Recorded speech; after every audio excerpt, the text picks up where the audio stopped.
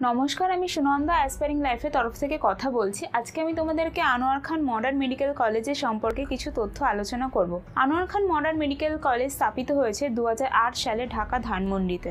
এই কলেজটি ভীষণ পপুলার লোকেশনে অবস্থিত রয়েছে। এই কলেজের ফার্স্ট ব্যাচ স্টার্ট হচ্ছে 2009 সালে। One of the best medical college in Bangladesh.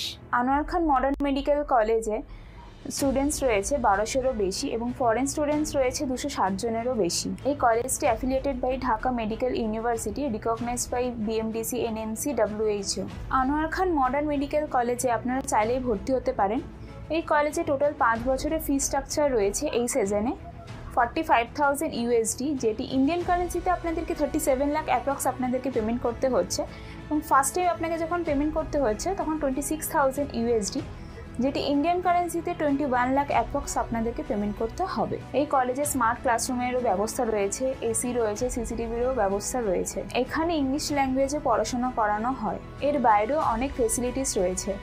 Anwar Khan modern medical কলেজের একটি হসপিটালও রয়েছে, সেখানে বেড সংখ্যা রয়েছে 750-এরও বেশি। এখানে পেশেন্ট ফ্লো অনেক বেশি, তাই স্টুডেন্টরা এখান থেকে অনেক কিছু শিখতে এবং জানতে পারে। এবারে আসি হস্টেলসের সম্পর্কে। এখানে ছেলে মেয়েদের আলাদা আলাদা হস্টেলসের সুবিধা রয়েছে। এখানে ইন্ডিয়ান স্টুডেন্টদের জন্য ইন্ডিয়ান ফুডেরও ব্যবস্থা রয়েছে হোস্টেলে, যাতে ইন্ডিয়ান স্টুডেন্টদের কোনো রকম সমস্যা না হয় বাংলাদেশে এসে।